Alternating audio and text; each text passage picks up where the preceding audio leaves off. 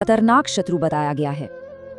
ये वो वहम है, वो भ्रम है कि मैं ही सब कुछ कर रहा हूँ, मेरी कामयाबी, मेरा घर, मेरी जिंदगी, और यही मैं की भावना आत्मा को उसकी असलियत से यानी परमात्मा से एकदम अलग कर देती है।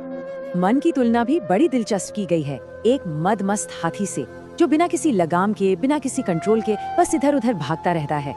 तो फिर इसे वश में कैसे करें? इसके लिए सिर्फ दो ही अंकुश बताए गए हैं, भक्ति और वैराग्य, यानी ईश्वर के प्रति गहरा प्रेम और संसारिक चीजों से एक हेल्दी डिटैचमेंट।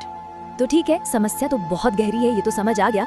अब सवाल ये उठता है कि अगर ऐसा है तो इस चक्र से मुक्ति कैसे मिल सकती है? क्या कोई रास्ता है? और इसका जवाब एक शब्द में है, भक्ति।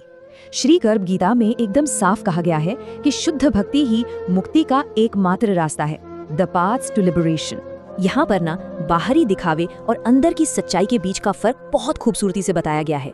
एक तरफ है जटा बढ़ाना, शरीर पर भस्म लगाना या जंगलों में भटकना, ये सब बाहरी दिखावा है। और दूसरी तरफ है सच्चा मार्ग, जिसमें एक शुद्ध हृदय हो, सच्चे भाव हो और विनम्रता हो, क्योंकि भगवान बाहरी वेशभूषा नहीं देखते, वो तो मन का भाव देखते हैं।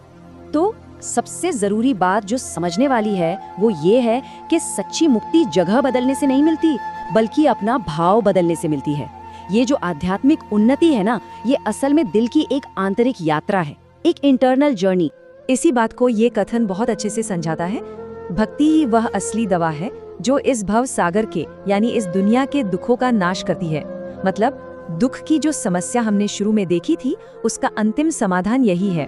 तो इस पूरी चर्चा का, इस पूरे संवाद का सार क्या है? आखिर में गर्भ गीता हमें जीवन के किस परम सत्य की ओर ले जाती है? चलिए एक पल को सोचते हैं, इस सांसारिक जीवन में क्या क्या है जो हमेशा हमारे साथ रहेगा? हमारे रिश्ते, दौलत, शोहरत? नहीं, यहाँ तक कि ये शरीर भी, ये सब कुछ तो यहीं रह जाएगा, सब कुछ क्षणिक है। तो फिर सवाल ये है कि मृत्यु के बाद आत्मा के साथ जाता क्या है? सिर्फ और सिर्फ एक चीज, व्यक्ति की भक्ति। यही वो एकमात्र शाश्वत दौलत है, वो इटर्नल एसेट है जिसे हम सच में जमा कर सकते हैं। और ये एक वाक्य तेरा तुझको अर्पण, इसी समर्पण के भाव का प्रतीक है। ये अपने अहंकार को पूरी तरह से त्यागने और ये मानने का भाव है कि जो कुछ भी है वो सब ईश्वर का ही दिया हुआ है।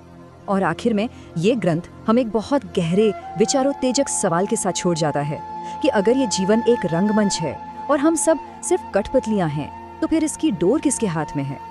ये सवाल हमें हमारी अपनी इच्छा, हमारे भाग्य और उस दैवीय नियंत्रण के बारे में बहुत गहराई से सोचने पर मजबूर करता है।